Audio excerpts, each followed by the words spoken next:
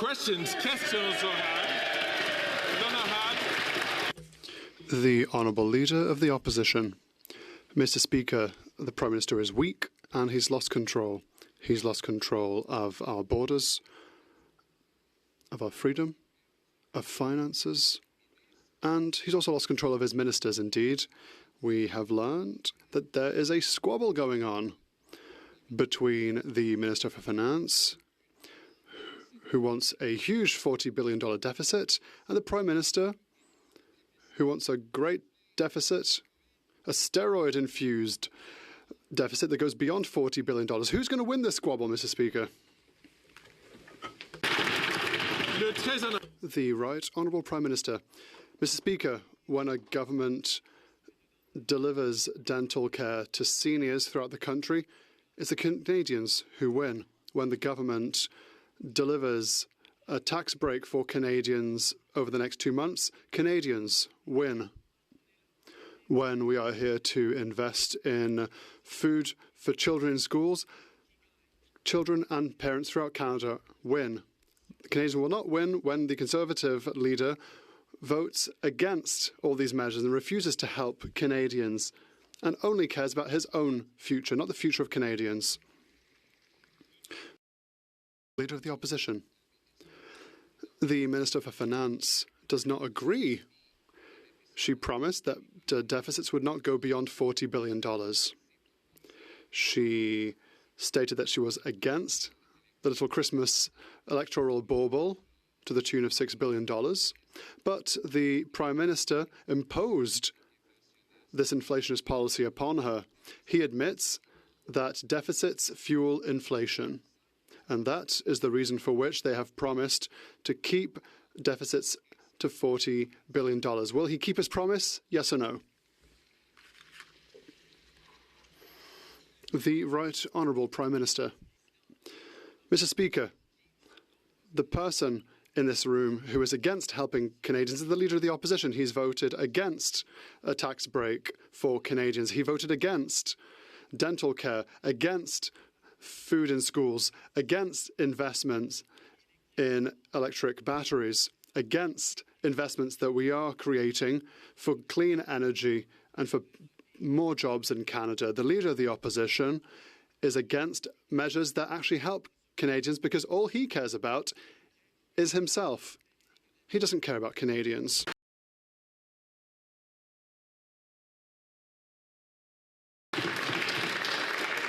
The Honourable Leader of the Opposition. This weak Prime Minister has lost control of the borders, lost control of immigration, lost control of spending, debt and inflation, and now he's lost control of his own cabinet. We've learned in the Globe and Mail today that his finance minister is having her people speak out against him. She wants a large deficit of $40 billion. He, on the other hand, wants an even larger deficit on steroids, bigger than $40 billion. We know that Canadians are going to lose from all this inflation, but which one of those two is going to win?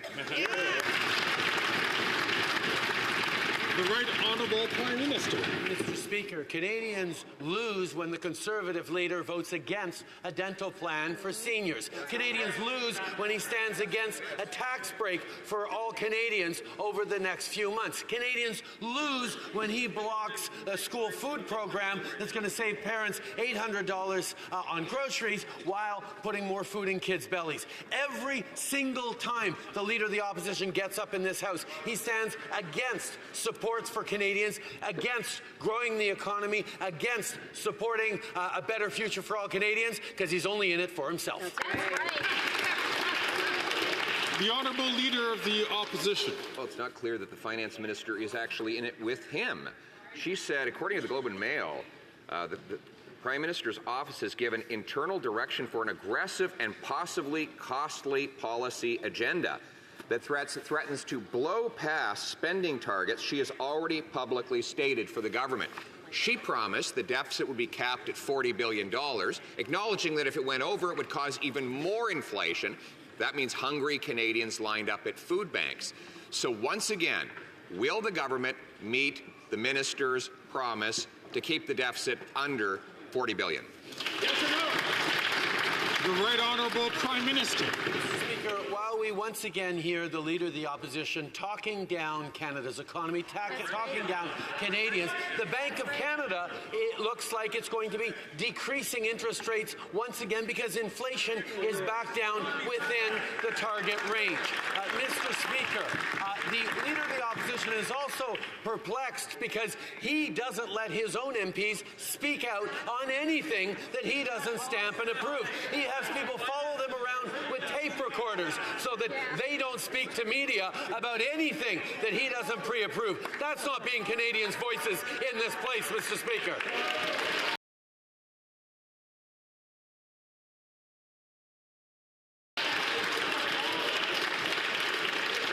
You were doing so very well for the first number of questions in terms of members respecting that only one of their colleagues at a time had the floor.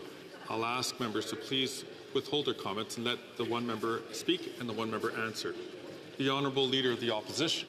Mr. Speaker, this Prime Minister has admitted that deficits drive inflation. His minister admitted the same thing. That's why she said the deficit would not go above $40 billion. That was her guardrail.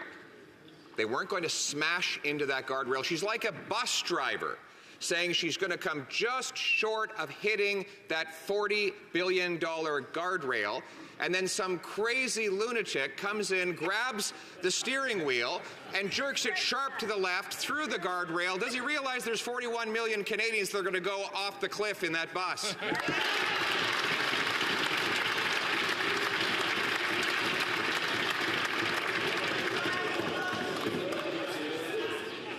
Order.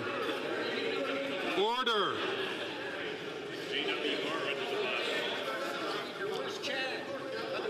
Colleagues, the longer I take to get order in this place, the shorter question period in terms of the number of questions we'll have to ask.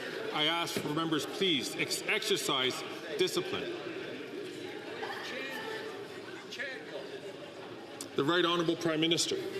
Mr. Speaker, while the Leader of the Opposition continues to talk down Canadians and the Canadian economy and indeed Canada, let me once again put it on the record. Canada is the best country in the world.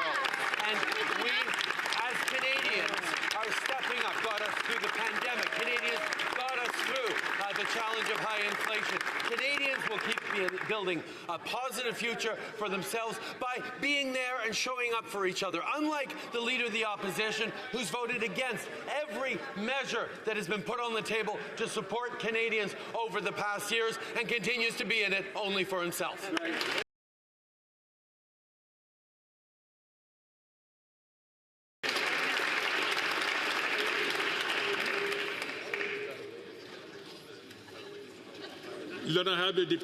The Honourable Member for Belleville-Chambly. Mr. Speaker. Honourable Member for Thornhill. We know the Prime Minister has lost control of spending, and now we see he's lost control of his own minister. We have a Finance Minister who won't tell us what the deficit is, and a Prime Minister who doesn't think about monetary policy, and that seems like a match made in heaven. But then again, maybe not. The Globe and Mail reports that, quote, tensions have risen between the Prime Minister's office and the Finance Minister's department, saying that the current dynamic appears to be similar to what happened with Bill Morneau before he quit. The Prime Minister bullies females and he bullies finance ministers, and now he's bullying a female finance minister. How much longer is she going to put up with that?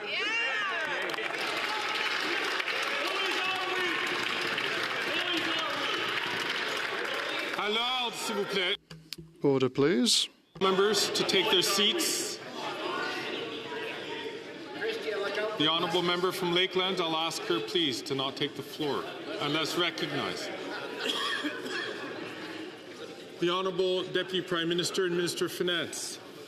Mr. Speaker, on this side of the House, we are united in working for Canada and Canadians.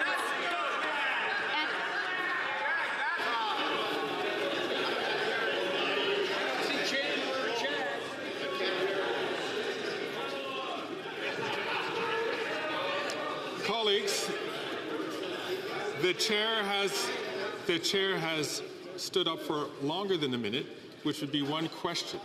I'm going to ask members to control themselves.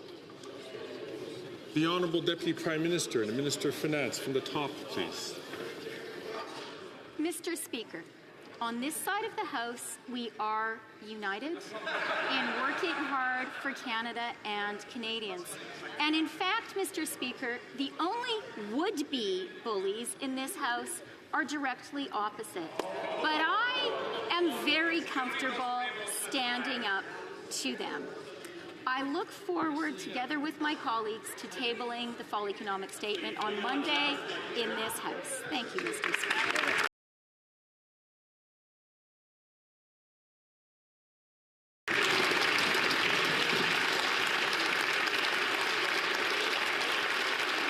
Order.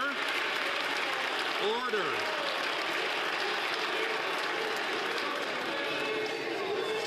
Order.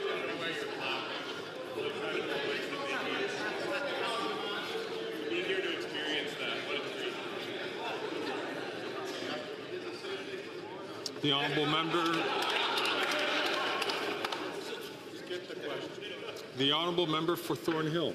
So awkward. I don't know why the finance minister takes all of this abuse from the prime minister.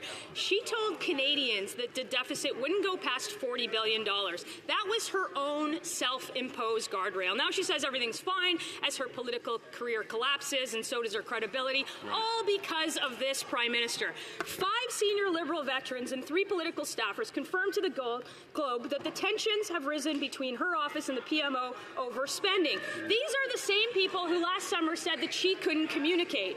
We know what the Prime Minister thinks of her, but why does she still have confidence in him? Yeah.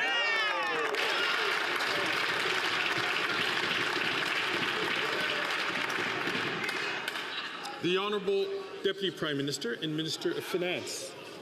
Mr. Speaker, on this side of the House, we are united. And on this side of the House, we recognize what a privilege it is every single day to work hard for Canada and Canadians and to defend the national interest. That is what we are focused on every single day. And I would urge the MPs opposite to remember, this is a challenging time in Canada and the world. It is not a time for cheap partisan games.